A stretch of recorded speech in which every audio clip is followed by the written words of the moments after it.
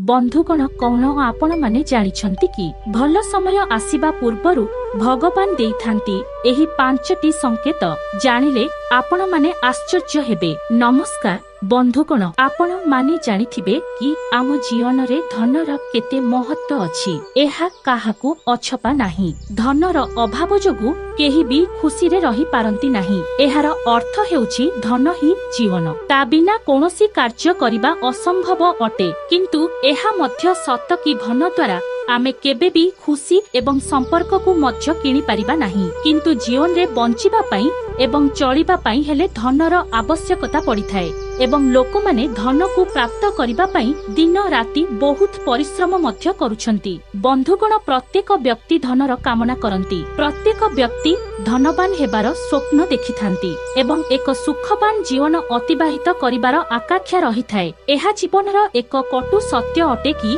जहा पाखरे पैसा थाए तार हाथ मुठारे पूरा दुनिया रुही एवं जहा पाखरे धन न थाए ताकू केही भी पचारि न थांती। सेथिपई प्रत्येक व्यक्ति माँ लक्ष्मींकर आराधना करिथांती एवं तांकू प्रसन्न करी धन प्राप्ति करिबा पई कामना रखिथांती। माँ लक्ष्मी काहा उपरे एते सहजरे प्रसन्न हुअंती नाही। माँ लक्ष्मी को खुशी करेबा अति कठिन काम अटे, किंतु माँ लक्ष्मी जहा उपरे खुशी होई जानती ताकू सबु सुख सुविधार आशीर्वाद देइथांती एवं तांको कृपा सर्वदा तांको सह रहिथाए एवं से भक्ति रे खुशी होई आम घरे आसी रुहंती मध्य। तेबे माता लक्ष्मी घर को आसीबा पूर्वरु देइथांती किछि संकेत।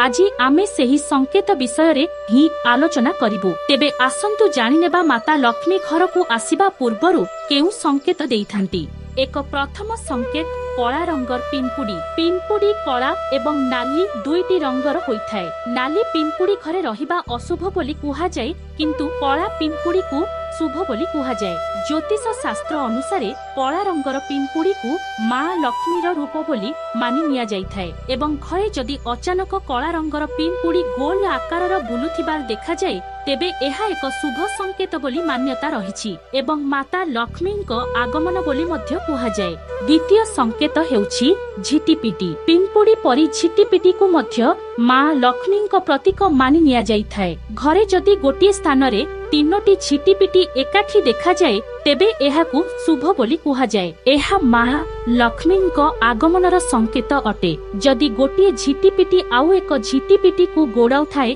तेबे एहा घरर उन्नतिर संकेत एवं दीपावली दिन तुलसी गछ मूलरे झिटिपिटी देखादेले एहा धन लाभर संकेत होइथाए। तृतीय संकेत हेउछि शास्त्र रे आम घर पाखरे किछि पक्षी मानकर रहिबा अशुभ बोली कुहा जाए एवं आउ किछि पक्षी अछंती जाहाकू घरे रखिबा बहुत शुभ बोली एवं घरे लक्ष्मींको आगमन बोली मध्य कुहा जाए। जदि आपणको घरे केउ पक्षी घरे आसी बसा बांधी थांती तेबे ताहा लक्ष्मींको आगमन बोली कुहा जाए। चतुर्थ संकेत हेउछि आपणको जदि सकाळे एवं संजरे शंख ध्वनि सुना जाउथिले एहा एक शुभ संकेत एवं माता लक्ष्मींको आपणको उपरे आशीर्वाद रहिथाए ताहार संकेत देइथाए।